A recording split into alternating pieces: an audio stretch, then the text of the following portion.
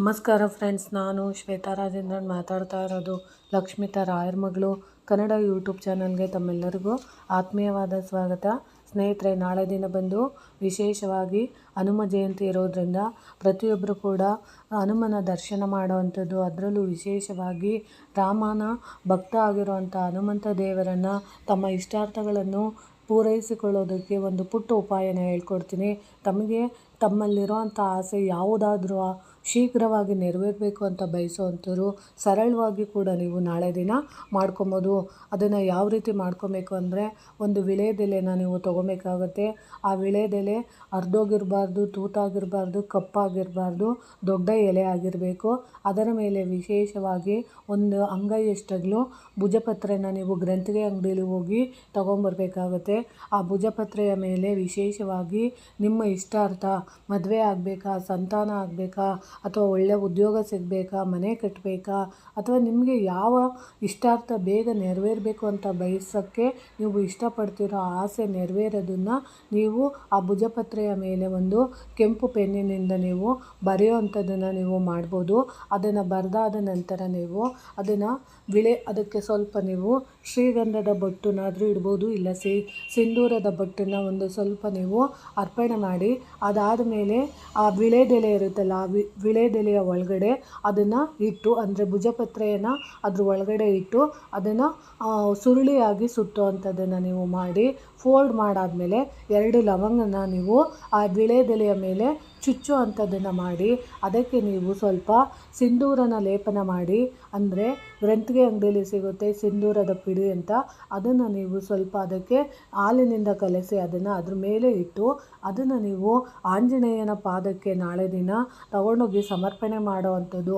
ಅದರಲ್ಲೂ ವಿಶೇಷವಾಗಿ ಓಂ ಹನುಮತೆ ನಮಃ ಅಂತ ನೀವು ಹೇಳ್ಕೊಂಡು ಆ ಲವಂಗ ಚುಚ್ಚಿದ ವಿಳೆದೆಲೆನ ನೀವು ತಗೊಂಡೋಗಿ ಆಂಜನೇಯನ ಪಾದದಡಿ ಇಟ್ಟು ನಿಮ್ಮ ಬೇಡಿಕೆನ ನೆರವೇರೋ ಅಂಥದ್ದನ್ನು ನೀವು ಕೇಳಿಕೊಂಡಾಗ ಖಂಡಿತವಾಗ್ಲೂ ನೀವು ಯಾವ ಬೇಡಿಕೆಗೋಸ್ಕರ ನೀವು ಅದನ್ನು ಭುಜಪತ್ರೆನ ಸಮರ್ಪಣೆ ಮಾಡಿರ್ತೀರೋ, ಅದರಲ್ಲೂ ಲವಂಗ ವಿಳೆದೆಲೆ ಸಮೇತ ಖಂಡಿತವಾಗ್ಲೂ ನಿಮ್ಮ ಇಷ್ಟಾರ್ಥಗಳು ನೆರವೇರುತ್ತೆ.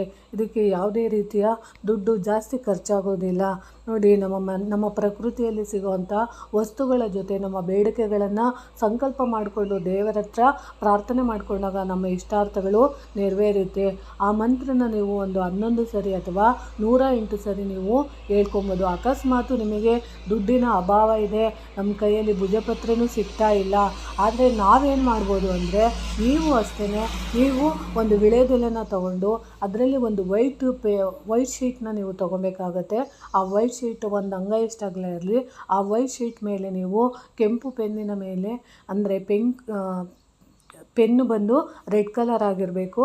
ಆ ರೆಡ್ ಕಲರಿಂದ ನೀವು ನಿಮ್ಮ ಇಷ್ಟಾರ್ಥ ಯಾವುದು ಇದೆ ಆ ಇಷ್ಟಾರ್ಥನ ನೀವು ಆ ಹಾಳೆ ಮೇಲೆ ಬರೆದು, ತದನಂತರ ಅದನ್ನು ಸುರುಳಿಯಾಗಿ, ಅಂದರೆ ವಿಳೆದೆಲೆ ಸಮೇತ ಅದನ್ನು ಸುರುಳಿಯಾಗಿ ಸುತ್ತಿ, ಅದರ ಮೇಲೆ 2 ಲವಂಗಗಳನ್ನು ಜೋಡಿಸಿ, ಅಂದರೆ ಚುಚ್ಚಬೇಕಾಗುತ್ತೆ. ವಿಳೆದೆಲೆ ಮತ್ತು ಆ ವೈಟ್ ಶೀಟ್ ಇರುತ್ತಲ್ಲ, ಅದನ್ನು ಮಧ್ಯದಲ್ಲಿಟ್ಟು ಫೋಲ್ಡ್ ಮಾಡಿ, ಅಂದರೆ ವಿಳೆದೆಲೆಯ ಮೇಲೆ ವಿಳೆದೆಲೆ ಬರಬೇಕು, ವಿಳೆದೆಲೆ ಒಳಗಡೆ ನೀವು ಬರೆದಿರೋಂಥ ವೈಟ್ ಶೀಟನ್ನು ಇಟ್ಟು ಸುರುಳಿ ಆಕಾರವಾಗಿ ಸುತ್ತಿ, ಅದರ ಮೇಲೆ 2 ಲವಂಗಗಳನ್ನು ಚುಚ್ಚಿ ಯಥಾ ಪ್ರಕಾರ ಓಂ ಹನುಮತೆ ನಮಃ ಅಂತ ಮಂತ್ರನ ನೀವು ಹೇಳ್ಕೊಂಡು ಅದನ್ನು ನೀವು ತಗೊಂಡೋಗಿ ಆಂಜನೇಯನ ಪಾದಕ್ಕೆ ಇಟ್ಟು, ಯಾವುದೇ ದೇವಸ್ಥಾನಕ್ಕೆ ಹೋಗುವಾಗ ಇದನ್ನು ಮನೆಯಲ್ಲಿ ಸಿದ್ಧತೆ ಮಾಡ್ಕೊಂಡು ಹೋಗಿ ಆ ಹನುಮಂತ ದೇವರನ್ನು ದರ್ಶನ ಮಾಡುವಾಗ ಅಲ್ಲಿ ಅರ್ಚಕರ ಹತ್ರ ಇದನ್ನು ಕೊಟ್ಟಾಗ ಅವರು ಅದನ್ನು ದೇವರ ಹತ್ರ ಪಾದದ ಹತ್ರ ಇಡ್ತಾರೆ. ಆವಾಗ ನಿಮ್ಮ ಇಷ್ಟಾರ್ಥಗಳು ನೆರವೇರುತ್ತೆ. ಇಲ್ಲ ನೀವೇ ಸ್ವಯಂಕೃತವಾಗಿ ಎಲ್ಲಿ ಆಂಜನೇಯನ ವಿಗ್ರಹಗಳು ನೀವು ಸ್ಪರ್ಶ ಮಾಡುವಂಥದ್ದು ಸಿಗುತ್ತೋ ಅಲ್ಲಿ ನೀವು ಹೋಗಿ ಇಡೋವಂಥದ್ದು ಮಾಡ್ಬೋದು. ಇಲ್ಲ ಉತ್ಸವಗಳು ನಡೀತಾ ಇರುತ್ತೆ, ಉತ್ಸವ ಮೂರ್ತಿಗಳ ಪಾದದಡಿಯಲ್ಲಿ ಇಟ್ಟು ತಮ್ಮ ಬೇಡಿಕೆಗಳನ್ನು ನೀವು ಇಟ್ಟಾಗ ಖಂಡಿತವಾಗ್ಲೂ ನಿಮ್ಮ ಇಷ್ಟಾರ್ಥಗಳು ನೆರವೇರುತ್ತೆ. ತುಂಬ ಸರಳವಾದದ್ದು, ಆದರೆ ಖಂಡಿತವಾಗ್ಲೂ ನಾಳೆ ದಿನ ಮಾಡ್ಕೊಳ್ಳಿ ಅನ್ನೋ ಉದ್ದೇಶದಿಂದ ತಿಳಿಸ್ಕೊಟ್ಟಿದ್ದೀನಿ. ಈ ಮಾಹಿತಿ ಇಷ್ಟ ಆಗಿದೆ ಅಂದ್ಕೊತೀನಿ. ಪ್ರೀತಿಯ ಧನ್ಯವಾದಗಳು ಸ್ನೇಹಿತರೆ.